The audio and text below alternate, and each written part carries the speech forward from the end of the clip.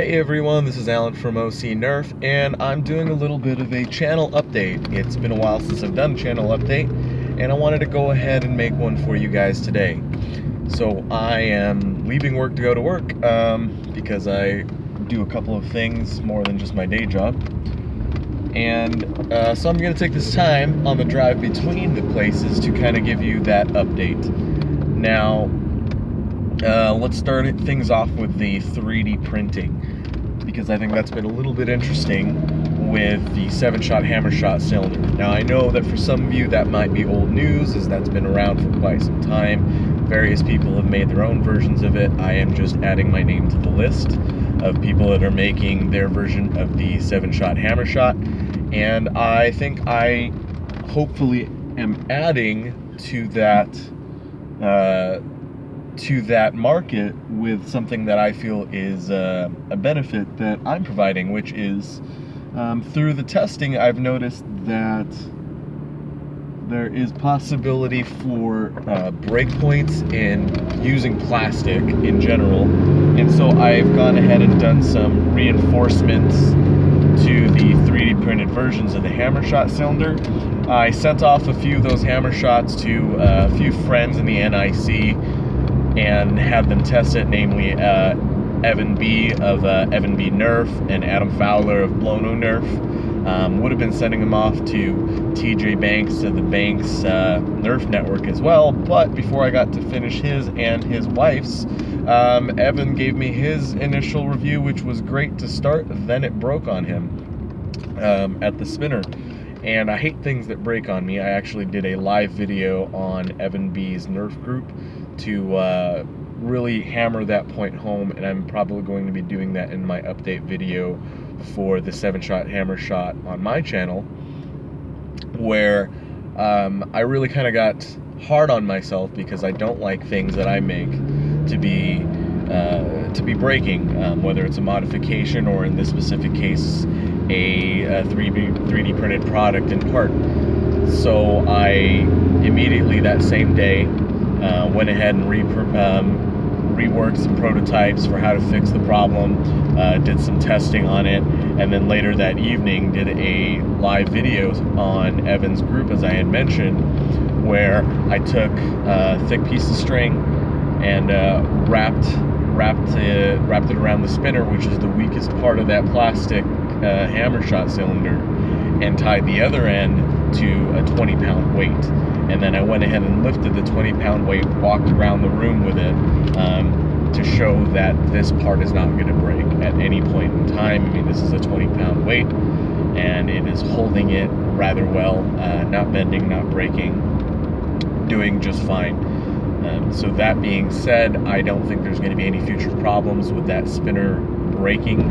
Of course, there are things that as the user you should or should not be doing to damage your blasters anyway, so practice those good things, but that aside, just in general use, it shouldn't be breaking anyhow. So I've gone ahead and done some reinforcements to that plastic.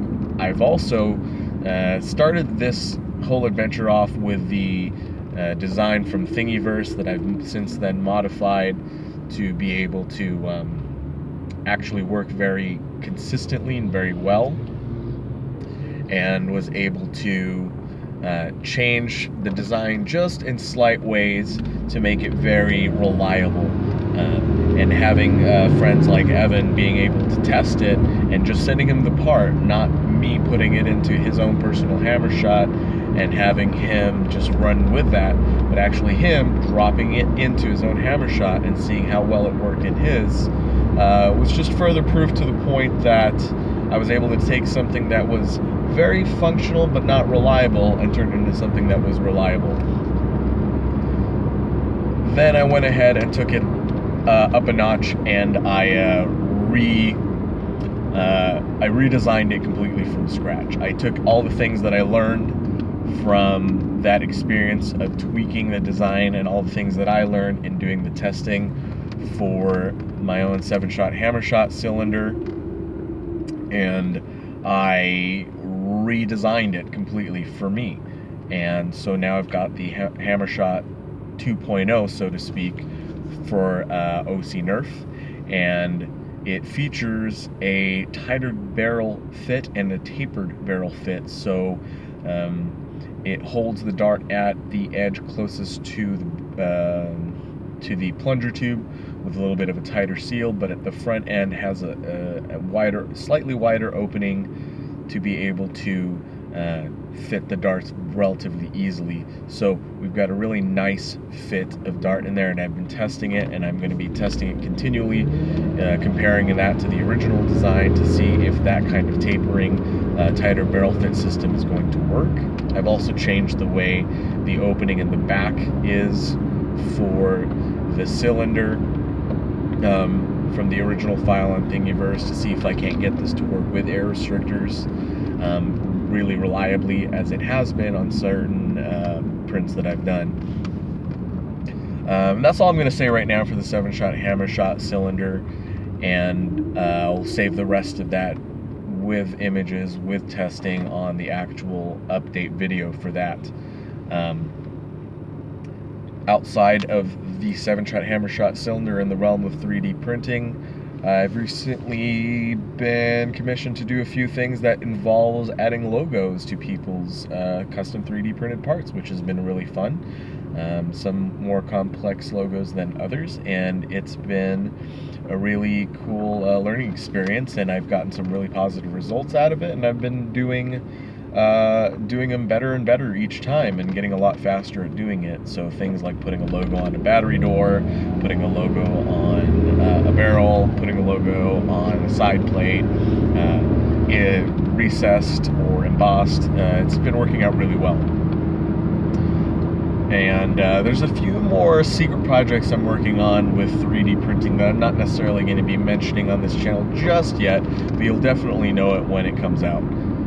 The other thing that's going on with the channel is I've been putting out a lot of modification videos, as I feel like I'm a modder first in this hobby.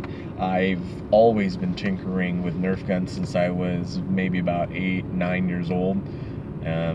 The first I can't even call it a Nerf gun because it's not technically made by Nerf, but it is of a Nerf product in that it is non-expandable recreational foam shooter, was the Easy Squeeze 6. I believe Drac did a video of the exact color scheme that I had, asking what is this blaster, and I was really curious myself because I was a kid and I did not know the name, but fortunately people like Bobololo and others were able to just spit out the name because, you know, they've experienced this much more than I have, and so they knew the name of that blaster, which was awesome. Now the next adventure would be trying to get my hands on one for my own personal nostalgia.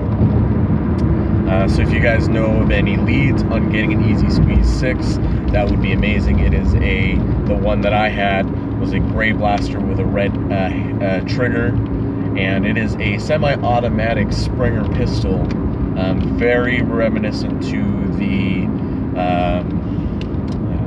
that dart tag. I can't think of the name of it, but the dart tag blaster. I might put an annotation if I can think of the name of that blaster. The dart tag version that was also a Springer, and it preceded that by quite a bit in age. So I really would love to know if anybody's got a lead on getting one of those in hand. And in line with modifications, I've got a few other modifications in the works. I've been doing a lot of Springers. I just recently did a electronic modification with the barricade with my own personal touch to it, which is adding a rev switch to the trigger, so that when you pull the trigger, it revs the flywheels. Then you complete the trigger pull, and it shoots out the blaster. I've been doing both. Electronic and Springer modifications for quite some time, and I'm happy to indulge YouTube audiences here about my own personal style of how I do those things.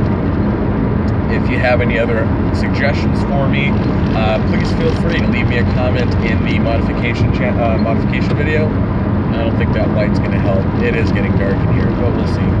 But feel free to give me a comment on those videos, and I will definitely read them. I comment back as often as I can to the people that say something to me on my videos, as I really appreciate the viewership. With future modifications, I've got a few more electronic blasters that are coming in the works. I recently just did a review on the new Doomlands Desolator, which I was super stoked and excited about. To me, when I picked up that blaster, I felt like Hasbro must have been looking at some modders when they designed that blaster, because it's like it's a page out of the NIC book. It's like a Straven without having to do all the work. It's a little bit shorter and a lot narrower than a Straven, but it's like a Straven. It's got that feel to it, a very Straven-like feel to it, which has been a staple of the modding integration for quite some time. And I just really enjoy the aesthetics and a lot of the detail that they put into the Doomlands series in general. They've really done a great deal with the aesthetics of the line, and I'm really enjoying it. I'm really enjoying the original Doomlands 2169 aesthetics, as well as the Impact Zone. And I'm not a big fan personally of the Alien Menace, but I really do enjoy the effort in the design work that Hasbro has been putting into those lines in comparison to the N-Strike and Modulus lines, which have, to be honest, have been kind of the same old, just a repaint. Very little has excited me about those lines in regards to anything innovative in their design. And I don't think that's what they were there for, anyhow. And so I've got those things coming in the works for modifications. I've got a few more review videos. Like I just mentioned, I just did the Doomlands Desolator review. Spoiler alert, I'll probably be doing the Mastodon review in a week or so, as soon as I get time to do so. And I should be picking it up shortly, getting it sent over to me. And then I've got a few other blasters, not necessarily brand spanking new, but within the year of blasters that I would like to do a review on, or at least my personal opinions on them. There is an Atlas in a Target near me that I should be picking up pretty soon, as well, as I'm a fan of the Rival line as well, and we'll be doing a review on that. So there's a few things in the works on that as well. And something new that I'm going to be trying is I really like helping people in this hobby, and I do that a lot on the F&B Nerf group, and in doing so I've kind of learned a few things about how people approach this hobby. Now, before I got really into this whole realm of the Facebook group and doing my own YouTube channel, my experience in the NIC has just been, before YouTube really, of doing my own things since I was a kid, as I had mentioned. But just watching the channels, not really getting involved in communications with the people in the community, not outside of my own very small circle of friends in the physical location near me. So that's kind of changed in the past year, and I've really enjoyed that change. I wish I'd jumped into this sooner. And that being said, I've learned a number of things that people really like, and now realize that not necessarily everybody is a modder. I feel like I am such a person that has a knack for it. I really enjoy the modification side of this hobby, and I really enjoy being able to improve something and really work hard at making it really well performing and really good. I screw up a lot, and I've learned over the years, but I definitely have a lot of successes under my belt as far as modifications go, and I am enjoying sharing that with people on the Nerf group and here on my YouTube channel. That being said, for those that I've noticed that want to have a higher performing blaster but aren't necessarily modders, there have been pretty much two channels in which they can get their fix. One is obvious, the commissions, where you would send your request to somebody like me. And if you do want to send me a request, you can send me a request via my email, ocnerfherders@gmail.com. I'll put a link in the description box below.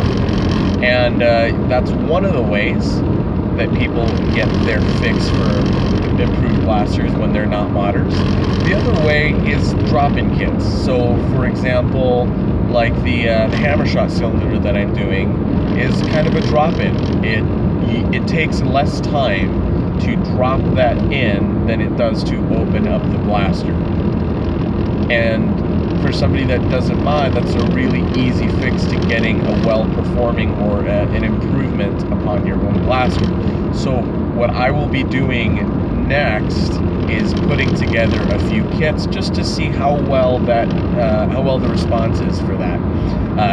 These kits are going to be, some are 3D printed, some are your typical, wiring and PVC. So I'm going to be working on putting some kits together to make drop-in to near drop-in conversions for improving your blasters, both springers and electronic blasters. So there's a few loom kits that I know that German companies have come up with. I'm going to probably be doing my own version of these and seeing if there's enough interest to keep that going. So those are some of the things coming down the line on this channel. I know it's getting dark as I'm driving to the next places here. I really enjoy things being dark. It helps my eyes, but I know it doesn't come across well on the video.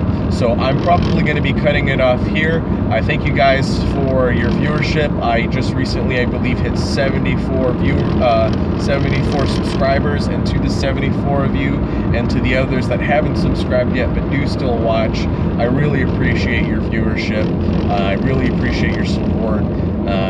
I would love to have more conversations with all of you, so feel free to leave me a comment, feel free to leave me a like, and let me know what other things you'd like to see from me in the future. That being said, everybody, I hope you have a great day and a good rest of your week, and you guys have a good night and Nerf on.